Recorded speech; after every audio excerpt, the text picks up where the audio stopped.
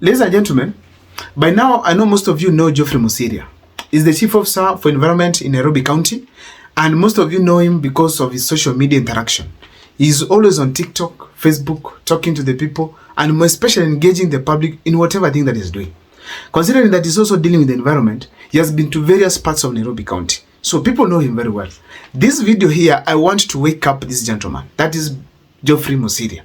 On how I'm going to wake him up, stay tuned and watch this video. But before I take you through, please, if this is the first time you're watching my videos, take a second or two to subscribe.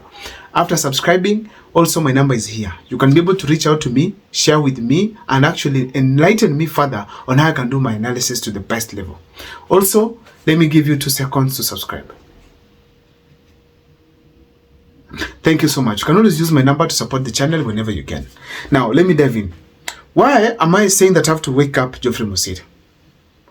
When I was literally going through social media, because that's what I do to understand what's happening in the country, I realized that when there were heavy rains in Kenya, Nairobi was not even so heavy, but Nairobi was flooded. More especially in Westlands, within the town, CBD. And this is not the first time.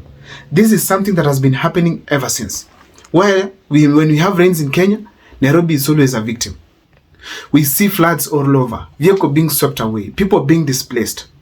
So therefore, it's always like, the expectation of the common mwananchi that the moment any government takes over, the first thing to fix is the drainage of Nairobi. Totally.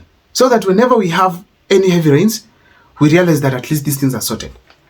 But against the expectations of the people of Nairobi, every time there rains, whichever the government is in power, Kenyans still experience floods in Nairobi.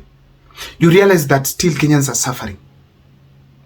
So it's like these people never see the floods before they get to power. Or maybe when they get to power, they ignore. Or maybe the problem is too big for them to solve. Apart from that, garbage has always been an issue. People have been seeing garbage as a big issue in Nairobi County. And it is not the town I'm talking about alone. It's not the CBD alone I'm talking about. I'm talking about people like places like Kawangware, South B, South C, Mukuru. If you go to places like Kayole, we want to see a different city. That is what we are talking about. So, ladies and gentlemen, there are things that must happen in Nairobi. And here on this video, let me take you through the steps that Geoffrey MOSIRIA and his entire Nairobi team, especially that one is dealing with the environment, must take on if they care listening to what Kenyans really want. Number 1, to sit down, craft a plan, and clean Nairobi. Nairobi cleaning is not just buying cars. I mean vehicles across, lorries to carry taka. It's the plan on which to ensure that there is proper disposal, not just where they are taking the taka, right from the homes. A proper plan in that if I'm in my house, this is how I package my taka or my garbage.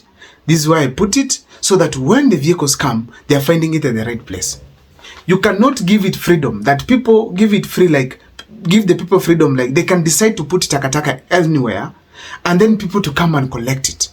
It's not necessary for it to be poured down for people of the county to come and sweep and put it on the lorry. It can happen differently. You give the people of Nairobi directives on how they can manage garbage right from their dustbins before it reaches even on the road. So therefore, it's ideal that we have such kind of an arrangement for Nairobi to be clean. And Nairobi should not just be cleaning the CBD. We want cleaning to be more especially in these other parts, vitongoji vya Nairobi. Come to Kawangware, do something. Go to Kayole, do something. Go to South B, go to Kangemi, do something there. Those are the things that should be done to make Nairobi clean. MOSIRIA, you have failed. You need to wake up on that. Why? You keep on focusing so much on what really does not affect the people of Nairobi as such, like the ones that affect them more. They are affected more by this garbage. You find places, you've gone to places in houses. MOSIRIA has exposed some, you could see, where sewage literally passing someone's ceiling. It is not fair. Now, another thing that they need to do is to open the drainage. The drainage system of Nairobi is in a mess. It needs to be expanded. Huge amounts of water is flooding, is moving, and then you realize that the trenches are quite narrow. So you realize that this water has to pass through the roads. Eventually they stop some vehicles from going through those roads. And this is not only happening on places like CBD alone. It happens even in the rurals of Nairobi. It also happens on Thika Superhighway. We need to see our roads opened so that we cannot have this kind of drainage systems going into other people's homes. It is so sad because it happens now and then. I saw a video where MOSIRIA literally came out to blame people who built in the, actually at the path of the river. So you realize that before the rains, he was not talking about that. But after the rains now, flooding has occurred, what has gone to other people's homes, he comes on to blame these people for building on the rivers. That is not what you want. You want where you fix the problem before literally the problem occurs. In that you prevent it. That's what we mean here. So MOSIRIA has to wake up on that. Also, MOSIRIA has to work and not really market himself that is working. If he starts working, the people of Nairobi will know that MOSIRIA has worked. But this issue before working, you go to social media, involve people. That is politics. You are simply marketing yourself for a seat. And probably in 2027, we might see you going for the deputy governor seat. Why? Not once, but in several occasions, we are seeing plans of crafted towards finishing Sakaja. Because if the Kikuyus, the Kambas, and Luos and Luyas leave him, who does this guy have? So therefore, it's ideal for us to have a clear definition of work and popularizing yourself for politics. MOSIRIA is literally strategizing himself for a certain seat.